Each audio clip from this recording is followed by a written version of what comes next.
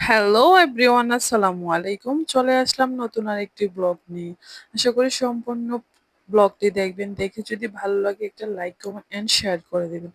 ব্লগের প্রথমে আমি আপনাদের সাথে শেয়ার করব আজকে এই ঘুরতে যাওয়ার কারণে যে কত বড় একটা বিপদে পড়ে গেলাম আমরা, সেটাই আজকে আপনাদের সাথে শেয়ার করব। যেহেতু বর্তমানে বাংলাদেশে এত পরিমাণ গরম পড়ছে যে ঘরে বসে থাকা হোক আর বাইরে হোক কোনোটাইতেই শান্তি পাওয়া যাচ্ছে না। এত পরিমাণ গরম পড়তেছে। তো ভাবলাম বাচ্চাদেরকে নিয়ে কোথাও যদি ঘুরতে যাওয়া হয়। ওই যে বললাম না এতটাই বিপদে পড়ে গেলাম। এই গরমের মধ্যে যখনই গেলাম যে ওদেরকে নিয়ে রিসোর্টে বের হবো, আল্লাহর কি রহমত, ঠিক তখনই বৃষ্টি আরম্ভ হলো। সবই আল্লাহর রহমত আর ইচ্ছা।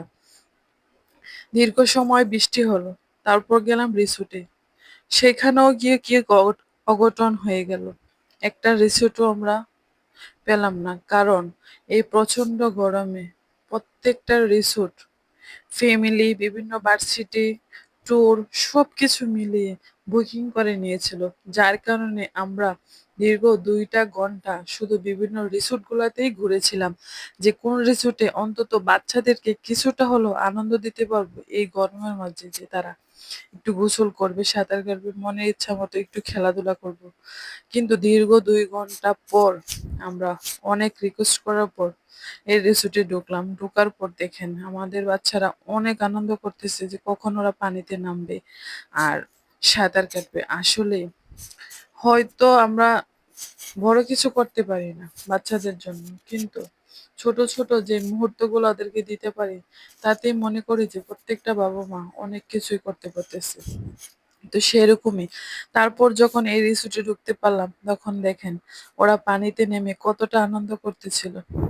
এখানে আমরা 2টা ফ্যামিলি গিয়েছিলাম, আমরা আমার বোন, মানে 2 ফ্যামিলিতেই ঢাকা থাকি, তো সবাই একসাথে হয়ে কিছুটা সময় এখানে আমরা ব্যয় করেছিলাম। আসলে কোথাও যদি ঘুরতে যাওয়া হয় আর সেখানে যদি ফ্যামিলি নিয়ে যাওয়া হয়, সেখানে আনন্দটা থাকে আরো অন্যরকম। তো এইখানে ওরা আনন্দ করতেছিল। আমার মেয়ে যেহেতু ছোট, তখন তাকে কিছুটা আনন্দ করার পর উঠিয়ে নিয়ে গেলাম।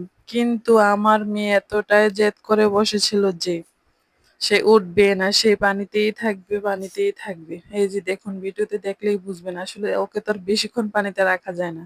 কিন্তু কি করব, ও পানিতে উঠতে চাচ্ছে না। তো সব মিলিয়ে ভালোই ছিল, যেহেতু গরম ছিল। কিন্তু লাস্ট পর্যায়ে এমন হলো, আমার মেয়ে সে রিসোর্ট থেকে বেরই হতে চাচ্ছে না। মানে তার এতটাই পছন্দ হয়েছে।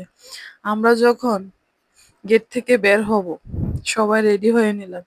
আমার মেয়ে তখন এদিকে না গিয়ে উল্টো পথে যাচ্ছে, সে গেটের দিকে যাচ্ছে না। আসলে এটাই অনেক ভালো লাগলো।